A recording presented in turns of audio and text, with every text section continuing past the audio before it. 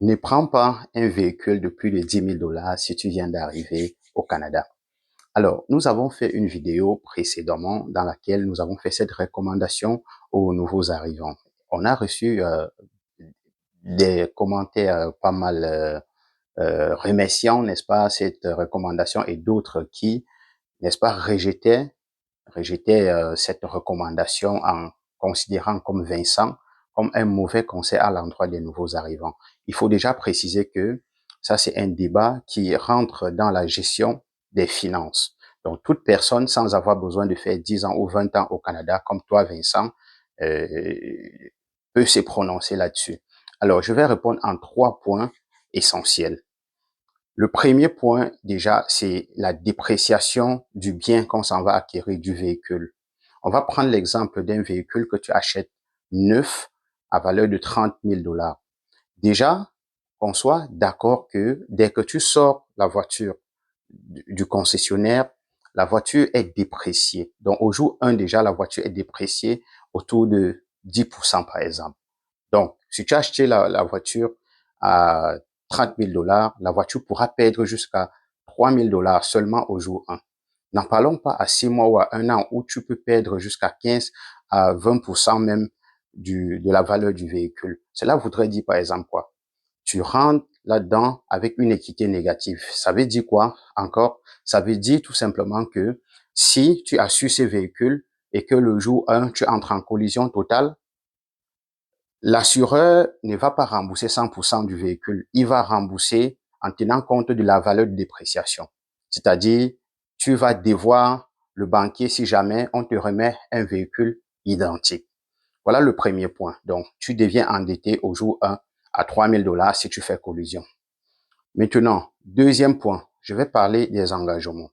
Tu prends les engagements pour un véhicule de 30 000 dollars, tu es un nouvel arrivant. Tu as un faible salaire, tu prends des engagements énormes du genre 700, 500 dollars en moyenne par mois parce que ça peut faire 125 dollars par semaine, c'est-à-dire 500 dollars par mois. Tu vas prendre l'assurance. L'assurance déjà sera bien élevée. Donc, pour un chauffeur qui a le même profil, qui prend le véhicule 10 000 dollars et 30 000 dollars, ça sera bien plus élevé. La responsabilité civile, on est d'accord, ça sera pareil.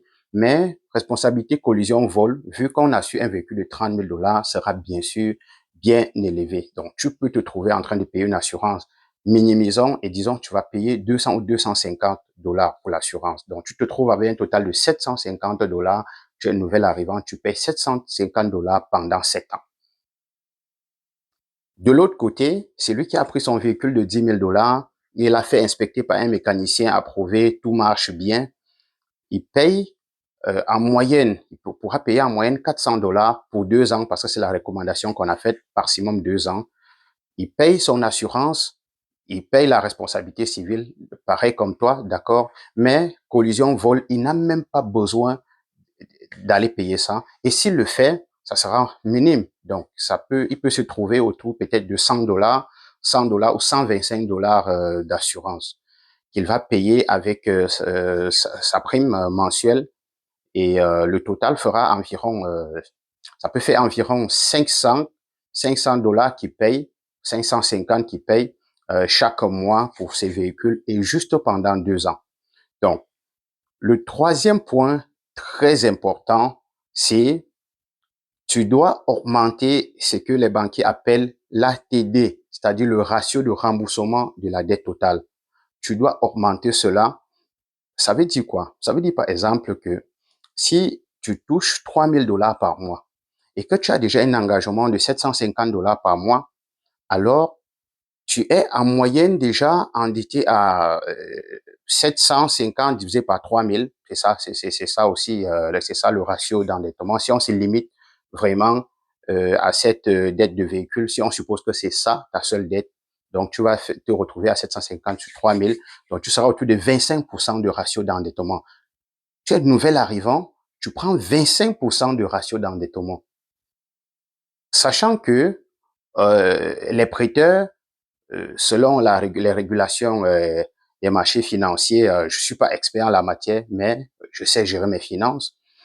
Tu ne peux qu'aller autour de 40 à 45%. Donc, tu n'as plus que 15% environ de manœuvre. Tu t'es bloqué pendant 7 ans, avec un passif qui va perdre de la valeur chaque année, qui va se déprécier chaque année. Et tu n'as plus d'espace de manœuvre pour mener d'autres projets qui pourront t'aider dans ton intégration, qui pourront t'aider pour réussir ton projet d'immigration. Je prends un exemple concret. Si tu as besoin de prendre une hypothèque, si tu es intéressé à te lancer dans l'immobilier, je t'assure, dans plusieurs cas, si tu n'as pas la chance d'avoir un très gros salaire, tu auras de la peine à avoir un bon investissement immobilier parce que tu as bloqué déjà ton niveau d'endettement maximal. Tu as presque atteint le niveau d'endettement maximal. Si jamais tu veux aller investir peut-être dans un projet, tu n'auras plus qu'une marge de manœuvre de 15% environ.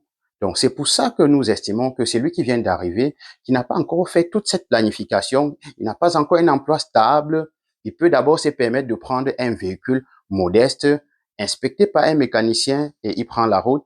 Il essaye de se stabiliser avant d'aller chercher un véhicule de son rêve, tout simplement. Donc, voilà ce que nous pouvions partager avec vous dans cette capsule très longue. Merci d'avoir regardé. Si tu as aimé, like, partage avec quelqu'un pour aider quelqu'un à comprendre aussi les enjeux financiers parce qu'il faut regarder loin. Il ne faut pas regarder juste à côté de toi en disant que voilà, le mécanicien sera ton ami. Non, il faut regarder loin. Il faut regarder les implications.